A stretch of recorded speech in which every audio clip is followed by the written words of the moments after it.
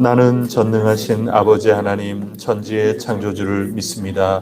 나는 그의 유일하신 아들 우리 주 예수 그리스도를 믿습니다.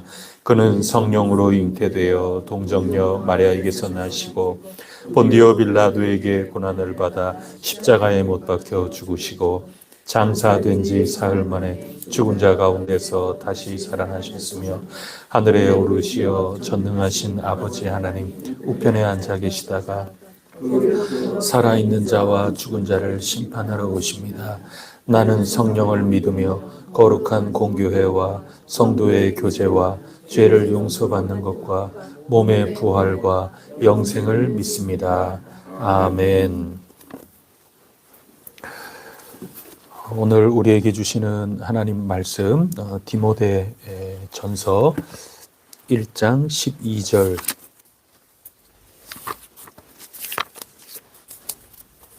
1장 12절부터 마지막 20절까지 한 절씩 교독하겠습니다. 나를 능하게 하신 그리스도 예수 우리 주께 내가 감사함은 나를 충성되이 여겨 내게 직분을 맡기심이니 내가 전에는 일반대로 박해자여 폭행자였으나 도리어 긍휼을 입었으나 내가 믿지 아니하기에 알지 못하고 행하였습니다. 우리 주의 은혜가 그리스도 예수 안에 있는 믿음과 사랑과 함께 넘치도록 풍성하였도다. 이보다 모든 사람이 받을 만한 일이 많으며 그리스도 예수께서 죄인을 구원하시려고 세상에 임하셨다 하였도다. 죄인 중에 내가 됐습니다. 그러나 내가 긍휼을 입은 까닭은 예수 그리스도께서 내게 먼저 일체 오래 참으심을 보이사 후에 주를 믿어 영생 얻는 자들에게 본이 되게 하려 하심이라. 영원하심과 못 썩지 아니하고 보이지 아니하고 물론 하나님 하나님께 존귀와 영광이 영원토록 있을지어다. 아들 디모데야 내가 내게 이 교훈으로서 명하노니 전에 너를 지도한 예언을 따라 그것으로 선한 싸움을 싸우며 믿음과 착한 말씀을 가지라. 어떤 그 믿음의 바다는 하사선을 만나 함께 읽습니다. 그 가운데 후메네오와 알렉산더가 있으니 내가 사탄에게 내준 것은 그들로 훈계를 받아 신성을 모독하지 못하게 하려 함이라. 아멘. 우리 디모데 전서를 쓰는 그 이유를 어제 우리가 함께 읽었습니다.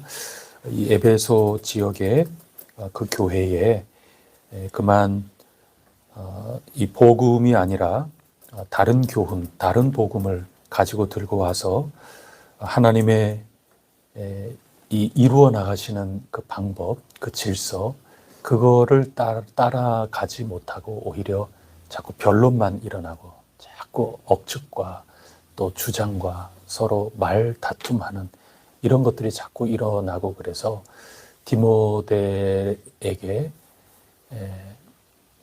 그런 모든 것들을 올바로 잡으라 하는 그런 교훈의 말씀을 들려주고 있습니다. 그러니까 바른 가르침을 지금 주려고 그러는 겁니다.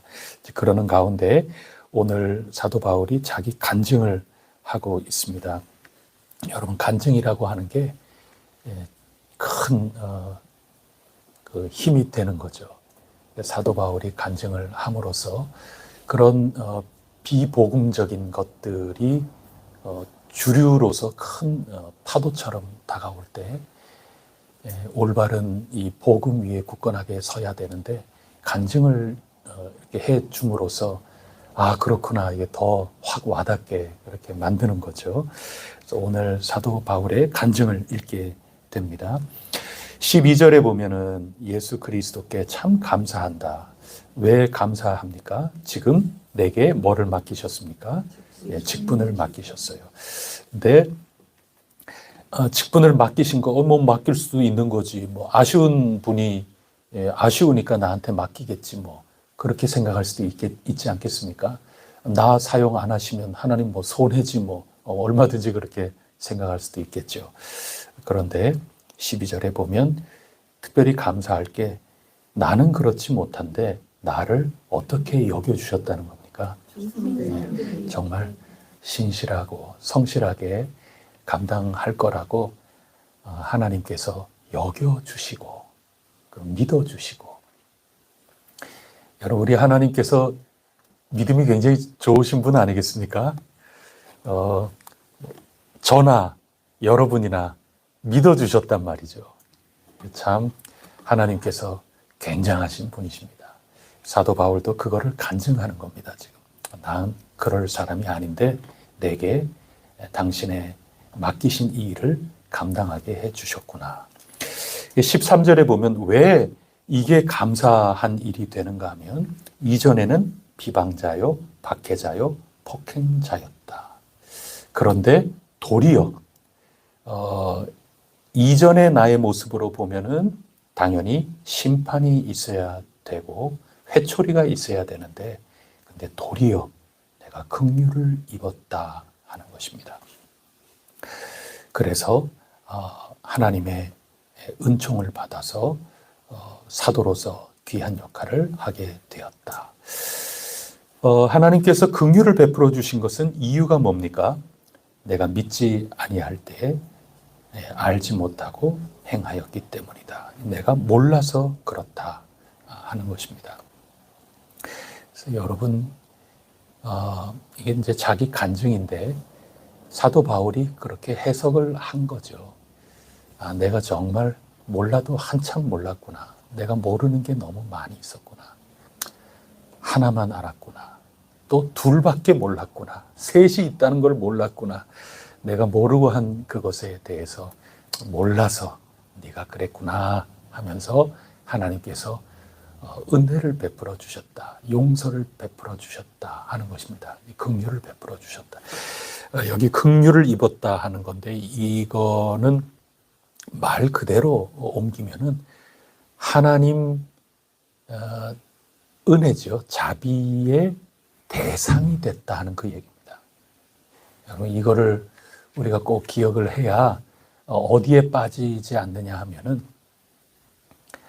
앞서 얘기했던 하나님의 경륜을 이루는 것보다 변론을 자꾸 일으켜서 교회가 혼란에 빠지게끔 자꾸 갈짓자를 긋게끔 만드는 그런 사람들이 있었다는 거 아닙니까? 어떤 사람들, 그 어떤 사람들하고 잘 맞서서 그들을 잘 가르치고 교회를 복음 위에 굳건하게 세우기 위해서 뭐가 필요한가 하면, 내가 나부터 하나님 자비의 대상이라고 하는 것을 지금 고백하고 있는 겁니다.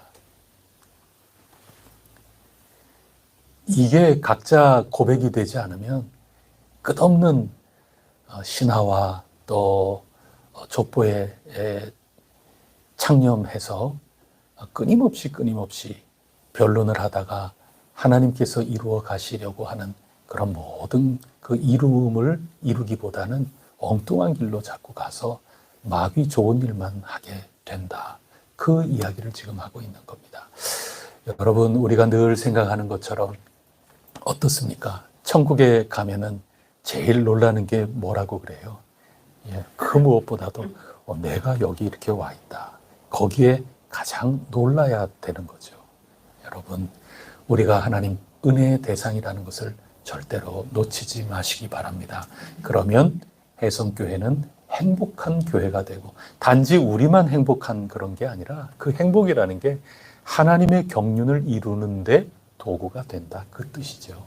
하나님 이루시려고 하는 것을 이루는데 정말 없어서는 안 될 귀중한 하나님의 종들이 될 것입니다. 그 출발점은 뭐냐? 지금 비복음적인 거하고 지금 싸우는 겁니다. 지금 사도 바울이 디모데에게 지금 얘기를 하는 거 아니겠습니까? 그러면서 자기 간증을 하는 건데, 그 간증의 핵심이라는 것은 다른 게 아닌 겁니다. 나는 도저히 그럴 수 없는 사람인데 감사하게 됐다. 그 감사는 내가 하나님 자비의 대상자구나. 나는 대상이라고 생각하지 않았는데 오히려 하나님 긍휼을 내가 베푸는 사람이라고만 생각했는데, 열심히 일하다 보면 뭐 전부 그렇지 않습니까? 열심히 하다 보면 내가 이렇게 열심히 하는데, 내가 이런데 저런데 하면서 끊임없는 헛된 것에 자꾸 마음을 다 뺏기다 보면은 내가 하나님 긍휼의 도구로서 일꾼으로서 하나님 은혜를 베푸는 시혜자가 내가 되기가 굉장히 쉬운데, 사도 바울은 그게 아니라 내가 긍휼을 입었다. 말 그대로 내가 하나님 긍휼의 대상이다. 영원한 대상자입니다. 우리는 하나님 긍휼의 대상자이지 내가 하나님 긍휼을 가지고 시혜를 베푸는 주체자가 아니다. 이 겸손함이 있어야 비복음을 이길 수 있는 겁니다. 지금 은혜를 얘기하고 있는 겁니다. 그래서 14절 말씀, 15절 말씀, 이게 디모데 전서에서 주는 복음이거든요. 14, 15절 두 구절을 다 같이 읽겠습니다. 시작. 우리 주의 은혜가 그리스도 예수 안에 있는 믿음과 사랑과 함께 넘치도록 풍성하였도다. 미쁘다 모든 사람이 받을 만한 이 말이요, 그리스도 예수께서 죄인을 구원하시려고 세상에 임하셨다 하였도다. 죄인 중에 내가 괴순이라. 이게 지금 간증인 겁니다. 죄인을 구원하시고자 예수님이 오셨다. 우리는 대상자다.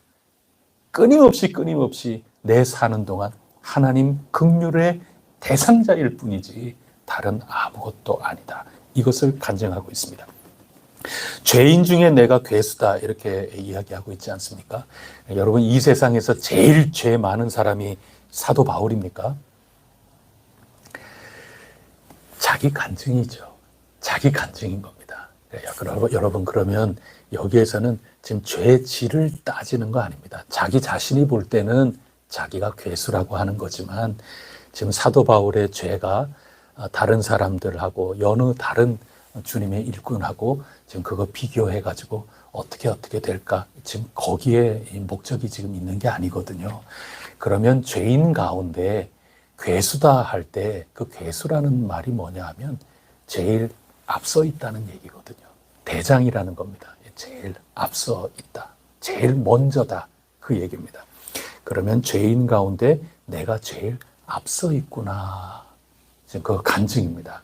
그러면 그 앞서 있다고 하는 그 말이 어디에 또 쓰였는가 하면 16절입니다.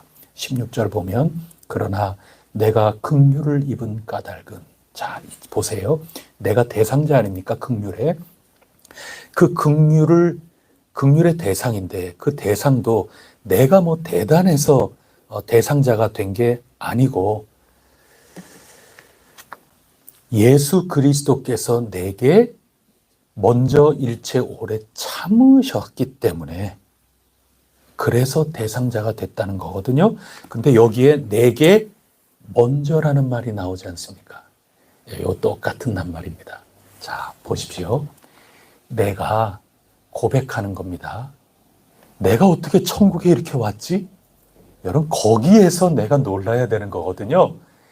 그것은 사도 바울의 간증처럼 내가 참 모르고 내가 그랬는데 참 잘못을 많이 했구나. 하나님께 참 부끄러운 거 많이 있구나. 하나님 긍휼의 대상자일 뿐이구나. 근데 그거 가운데 내가 제일 앞서 있는 자다. 제일 먼저다 하는 것을 간증하고 자랑하고 고백하는 겸손이 있을 때 예수 그리스도의 인내하심, 그것도 먼저 온다 하는 얘기입니다. 자, 여러분이 그러면 그건 안 되죠. 제가 빠지면 안 되죠. 여러분, 우리가 말이죠. 죄인 중에 내 스스로 하나님, 제가 정말 하나님 앞에 부끄럽습니다. 이것을 제일 1등으로 나가면 예수 그리스도의 이 긍휼하심, 그 인내, 오래 참으심, 그 모든 것들도 1등으로 내게 달려오신다. 그 뜻입니다. 그래서 여기에 핵심 낱말은 먼저입니다. 먼저. 보통은 죄인 중에 괴수다 이 말 가지고 자꾸 우리가 너무 익숙한 말이라서 본 뜻을 자꾸 놓칠 수가 있는데, 사도 바울이 내가 죄인 중에 가장 으뜸이다 그렇게 고백할 때 예수 그리스도께서 가장 나 자신을 향하여, 그렇게 고백하는 나 자신을 향하여 그 누구보다 으뜸으로 내게 긍휼을 가지고 찾아오신다. 여러분, 이게 고백이 돼야 된다는 겁니다. 그렇게 할 때 뭐를 이길 수 있어요? 하나님의 뜻을 이룸보다 변론으로 교회가 혼란을 겪는 그 모든 것들을 이겨나갈 수 있다는 겁니다. 그런데 하나님의 긍휼은 내게 가장 먼저 오기를 바라면서 나는 죄인 중에 가장 뒤에 숨어가지고 안 그런 척 이렇게 하기가 쉽다는 거죠. 그게 바로 지금 여기에서 어떤 사람들에 대한 정체를 지금 밝혀주고 있는 것입니다. 그래서 이렇게 하나님께서 내가 죄인 중에 정말 가장 앞선 죄인이라고 얘기할 때 그때 내게 먼저 오래 참음을 보여주셨구나. 이 은혜의 역사였구나. 그렇게 말씀하시면서 그 이유가 뭐냐 하면 16절 뒷부분에 보면 후에 이제 내가 이렇게 변화받은 이후에 주를 믿어서 영생을 얻는 자들에게 뭐가 되게 하겠다? 본보기가 되게 하시려고 하는 그런 것이다. 그 뜻입니다. 여러분, 은혜로 사는 사람은 본보기가 되는 것입니다. 하나님께서 본보기로 사용하시는 겁니다. 만약에 이 사도 바울이 지금 간증하고 있는 이것이 없다면 좋은 본보기가 되도록 하나님이 만드시고 하나님이 사용하시지는 않을 것 같아요. 하나님이 사용하시는 좋은 본보기가 된다는 것은 내가 죄인 중에 누구보다도 앞서서 가장 앞서 나갈게요. 하나님의 오래 참으시는 그리고 그 긍휼의 대상자로 삼아주시는 저도 하나님이 가장 먼저 빨리 오셔가지고 하나님도 저를 향하여 제일 먼저 저도 하나님을 향하여 죄인으로 제일 먼저 그 가운데 만나기를 바라는 그 진정한 그게 경건이거든요. 경건이라는 말이 많이 나올 거예요. 근데 사도 바울이 이 디모데서에서 얘기하는 그 경건이라는 것은 단지 겉모습으로 나오는 그런 것이 아니고 하나님의 은혜로 은혜 아니면 아무것도 아니었다 하는 이것을 그대로 내놓을 수 있을 때 그때 좋은 본보기가 된다는 겁니다. 우리 모두 좋은 본보기가 꼭 될 수 있기를 축복합니다. 그러면서 이렇게 되기 위해서 이제 디모데에게 이제 자기 간증을 마친 다음에 권면을 하는 겁니다. 18절에 한번 보면 아들 디모데야. 다른 이들한테는 아들이라고 얘기하지 못하는 겁니다. 뭐 형제요, 동역자요, 시기 질투 일어나니까. 근데 디모데에게 지금 편지 보내지 않습니까? 아들아. 그러면서 뒷부분에 보면은 어떻게 하라? 선한 싸움을 싸워라. 그래서 우리 가운데 우리가 복음 안에서 은혜 가운데 산다고 하지만 실제로 살 때 보면은 허탄한 신화 그리고 끝없는 그 족보에 천착해서 이 세상 속에 흔하디 흔한 그런 세상의 가치관을 따라서 전부 할 말들이 많아서 변론이 이루는 가운데 하나님의 뜻이 이루어지는 것이 막히는 이 비복음의 세계가 우리 가운데 참 많이 있거든요. 그래서 사도 바울이 은혜 아니면 아무것도 아니란다. 그리고 그것이 자꾸 본보기가 되어서 예수님을 믿고 은혜 가운데 나오는 많은 이들을 일으키는 그런 좋은 길이 되어야 한단다. 이런 모든 것들을 지금 일러주면서 싸우라고 얘기하는 겁니다. 여러분 지금 우리는 전쟁 가운데 있지 않습니까? 싸우는 겁니다. 그래서 우리는 이 총칼을 들고 싸우는 게 아니고 이 세상에 하나님 나라가 온전히 임할 수 있도록 우리는 싸우는 군대입니다. 그래서 제가 표현 한 번씩 하고 그랬는데 우리는 하나님 나라의 독립군이다. 얼마나 맞는 표현인지 모르겠는데 그 의미가 그런 겁니다. 우리는 선한 싸움을 싸워야 되는 겁니다. 싸움은 저절로 되지 않습니다. 죽기까지. 치열하게 싸워야 되는 겁니다. 내 안에서부터 전쟁터가 돼야 되는 겁니다. 복음으로 사는 길과 그 다음에 복음이 아닌 다른 것들로 사는 것, 그것 가지고 싸워야 되는 겁니다. 근데 그 싸우는 무기가 있어야 되지 않습니까? 무기를 에베소서에서도 가르쳐주고 그렇게 하는데 디모데서에서 가르쳐주는 무기가 있습니다. 그 무기를 마지막으로 오늘 살피고자 합니다. 19절 말씀 다 같이 읽어보겠습니다. 시작. 믿음과 착한 양심을 가지라. 어떤 이들은 이 양심을 버렸고 그 믿음에 관하여는 파선하였느니라. 그래서 믿음과 착한 양심을 가져라, 그 뜻입니다. 이게 두 가지가 복음을 붙드는 무기입니다. 믿음, 하나님 신뢰하는 거죠. 예수 그리스도께서 오래 참으셔서 네가 잘 몰라서 그렇구나, 오래 지금도 참고 계시는 거죠. 우리 돌아오라고. 그래서 하나님께서 우리가 죄인 되었을 때 예수 그리스도를 보내주셨다. 바로 앞서서 우리가 읽었는데 예수 그리스도를 통하여 하나님을 전적으로 믿는 거죠. 내 삶을 맡기는 겁니다. 하나님을 의지하며 나가는 겁니다. 다른 이 세상이 가르쳐주는 그런 모든 것들보다 하나님 전적으로 믿고 하나님께 우리 혜성교회의 앞날을 맡기고 그렇게 가는 겁니다. 그게 믿음입니다. 그래야 이겨낼 수가 있습니다. 그 믿음 없으면 이리저리 끝없는 이게 지금 당시 세상에 더 구체적으로는 이제 율법주의고 그런 건데 그거를 좀 넓게 오늘에 한번 보세요.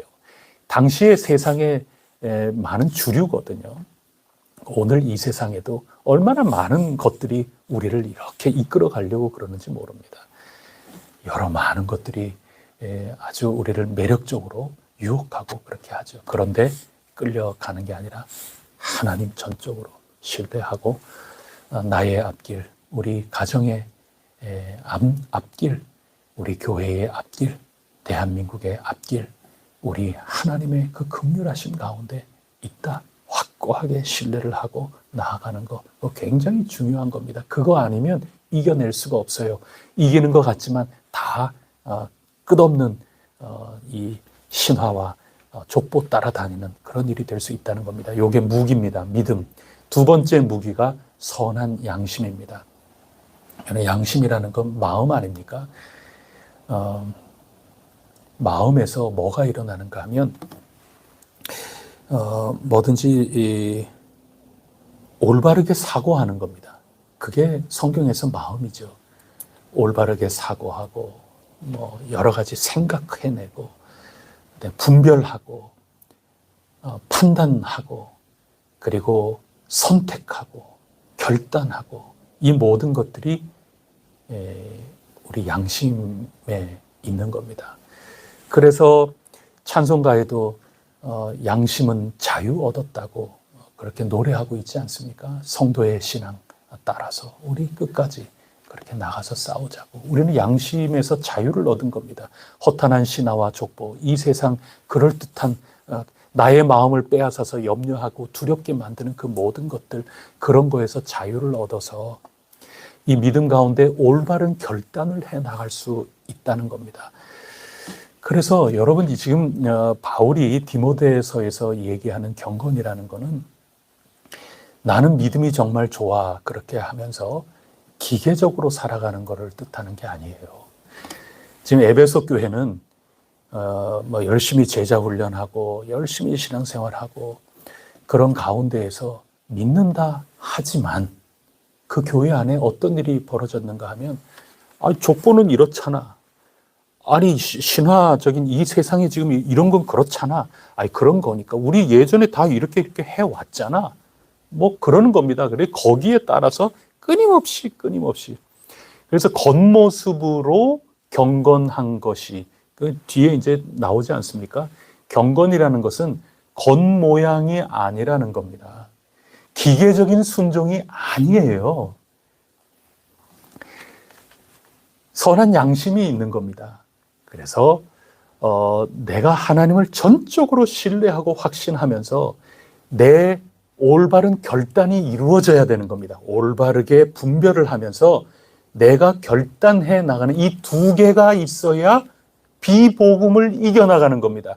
여러분 어떻게 보면은 그냥 예전에 해왔던 대로 또 늘 겉보기에 이건 대단한 것처럼 그런 것들을 잘 해나가고 지켜나가고 뭐 그렇게 하면은 굉장히 경건한 것 같고 그렇지만 정말 세밀하게 잘 보면은 이단적으로 해나가는 것도 굉장히 많고 비복음적인 열매를 거두는 그런 신앙 행위들도 굉장히 많고 차마 짚어주지 못해서 그렇지. 예수님이 오래 참지 않습니까? 오래 안 참고 그걸 즉각 얘기해주고 싶어도 얘기해주면 얼마나 상처가 되겠어요. 그리고 하려고 하는 그 마음까지 다 식어져 버릴 수 있고 하니까. 그래도 이 교회가 그래도 굉장히 좋은 거죠. 이 그릇 안에 있으니 그래도 오래 참으면서 하나님이 알게 해주시겠지. 이제 깨닫게 해주시겠지. 그렇게 참을 뿐이지 실제로는 우리 가운데 이단적인 것 찾아보려면 이단적인 게 있을 수 있죠. 그리고 비복음적인 우리의 모습이나 행동이나 이런 거 찾아보면 얼마든지 있을 수 있는 거죠. 그런데 그 모든 것들하고 맞서 싸우라는 겁니다. 그래야 교회가 하나님께서 하시려는 그 경륜을 이루는 귀중한 도구로 쓰임받을 수 있지. 그렇지 않으면 끊임없이 이건 갈등 그런 것들이 있을 수밖에 없다는 겁니다. 그래서 선한 양심과 그 다음에 믿음의 바탕에서 선한 양심으로 올바르게 분별하고 올바르게 선택하고 결단하면서 함께 걸어 나가는 이 둘이 같이 있어야 되는 겁니다. 믿음이 있다고 하면서 이 선한 양심의 작동이 마비가 되면 이게 지금 여기 어떤 사람들하고 똑같은 겁니다, 여러분. 후메네오와 알렉산더가 있지 않습니까? 사탄에게 내줬다. 이거 출교했다는 얘기거든요. 징계했다는 겁니다. 치리했다는 겁니다.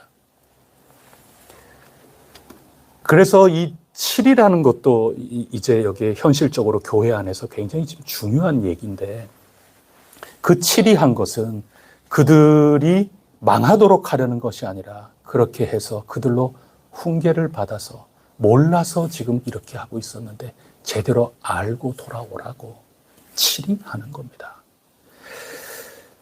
근데 그 내용이 지금 믿음과 선한 양심 이 두 가지죠. 이게 굉장히 중요한 겁니다. 이 둘이. 그런 것을 우리가 늘 하던 말로 바꾸면 우리는 길을 가는 겁니다.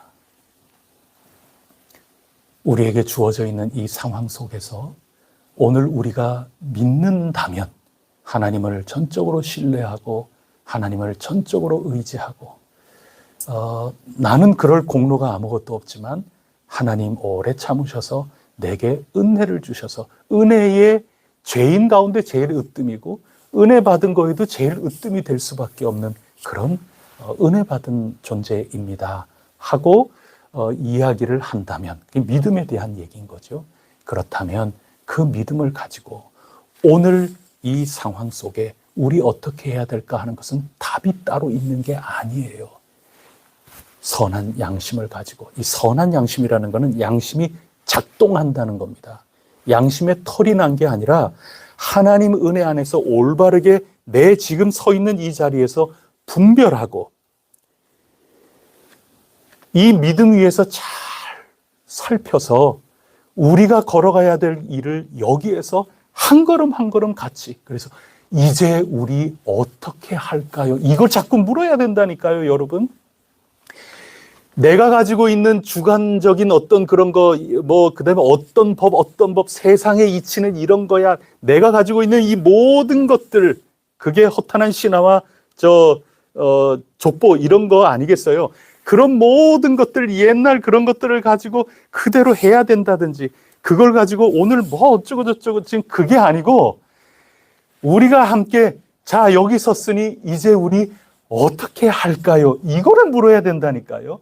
그거는 힘든 일도 아니고, 그거는 서로 분란이 일어날 일도 아니고, 우리 어떻게 할까요? 굉장히 기쁜 일이죠. 현재. 그게 선한 양심이 작동해야 된다니까요. 근데 우리는 이 경건하다고 하는 그런 것들을 자칫 여기 어떤 사람들처럼 이렇게 해 나가기가 기계적인 그것을 해 나가기가 굉장히 쉬운 것이죠. 그래서 예수님은 얼마나 정결법 가운데 많이 공격을 받았나요? 왜 제자들은 손 씻고 먹지 않나요? 뭐 이런 얘기. 간음한 여인 데리고 와가지고 어떻게 하시겠습니까? 율법은 어떻게 하라고 그랬나요? 이렇게 하면서 전부 그런 거 가지고 지금 그러는 가운데 예수님은 선한 양심을 가지고 얘기하셨습니다. 지금 누구든지 죄 없는 자가 먼저 쳐라. 뭐 그런 거죠. 금식 왜 안 합니까? 지금 신랑하고 같이 있는데 금식 꼭 해야 되냐? 우리는 잘 먹는다. 그때 당시에 그 모든 사람들로 보면은 그게 다 옳지 않은 거고 그렇지만 예수님께서는 아버지 하나님 안에 우리가 지금 어떻게 살아야 마땅한가 하는 것을 정말 성령님 안에서 올바르게 분별하며 이 현실을 살아나가는 그 삶을 우리에게 보여주셨다 하는 것입니다. 선한 사마리아인 제사장과 레위인 한번 보세요. 그들은 생각할 게 너무 많죠. 따질 게 되게 많아요. 그러니까 그냥 갔죠. 선한 사마리아, 왜 선하다고 그랬을까요? 양심이 제대로 작동한 겁니다. 지금 내가 이방인으로서 어찌해야 될까 생각할 거 많죠. 그러나 지금 생명이 죽어가고 있는 가운데에서 무엇이 정말 하나님이 바라시는 걸까? 그것을 선한 양심, 자기의 주체적인 결단을 해나갈 수 있는 거죠. 그래서 하나님 나라는 우리 성경 공부할 때 개인적인 주체적인 결단에서부터 시작되는 거지 다른 데에서 시작되는 게 아니라고 우리가 나눈 바가 있습니다. 예수님이 몇 제자들과 함께 산에 올라갔다가 내려오셨더니 막 논쟁이 벌어지지 않았습니까? 제자들하고 서기관들하고 변론이 벌어졌습니다. 왜 변론이 벌어졌을까요? 오늘 디모데서에서 얘기해 준 똑같은 거죠. 지금 여기에서 어떻게 사람이 지금 죽어가는데 말이죠. 지금 사람이 이런데 저쪽으로 가세요, 저쪽으로 가세요. 뭐 그렇게 하는 것 아닙니까? 뭐 하나 꿰매려고 저희 아이가 찢어져 가지고 아기 때 성형외과 갔더니 우리는 이런 거 안 꿰맵니다. 그 돌려보내더라고요. 그 미용하는 데였던 것 같아요. 얼마나 제가 막 다급하고 속상하고 그러든지 아이는 피가 나가지고 지금 그러고 있는데 찢어져가지고 거기에서 자신들은 미용 성형하는 성형외까지 이런 거 안 꾸민다고 그런 것들을 가지고 지금 올바른 지금 판단을 뭐 안 되는 거죠. 지금 괴로워하고 있고 꼬부라져 가지고 지금 뭐 발병을 해가지고 지금 막 난리가 있고 그러는데 가만히 지금 율법에는 지금 어떠냐? 우리 선생님은 이전에 뭐 어떻게 했지? 전례는 어떻지? 이게 절차가 어떻지? 서로 논쟁하고 있는 겁니다. 예수님이 오셔서 다 하시고 우리가 왜 그거 못했나요? 했을 때 예수님께서 기도 외에는 이런 이유가 나갈 수가 없다. 할 때 그 기도라는 게 말이죠. 하나님을 전적으로 신뢰하고 선한 분별력, 선한 판단력 그런 것들을 가지고 이 양심이 올바로 작동하는 그 과정, 이게 기도라고 예수님께서 말씀해 주신 게 아니겠습니까? 어떻게 보면 지금 논쟁에 빠져가지고 있는 제자들과 서기관들, 그들의 모습까지 이 아들의 병만이 아니라 귀신 들린 이것만이 아니라 그들이 이 논쟁 가운데 빠져서 하나님의 모든 것들을 이루지 못하는 이것까지 다 통틀어서 이런 유라고 말씀해 주신 게 아니겠는가? 귀하신 여러분, 우리는 복음을 가지고 복음적이지 못한 모든 것들을 싸워 이겨나가도록 우리를 불러주셨습니다. 이것은 간단한 일이 아닙니다. 지루하게 오래오래 가야 될, 평생을 거쳐서 선한 싸움을 싸워야 될 그런 일일 것입니다.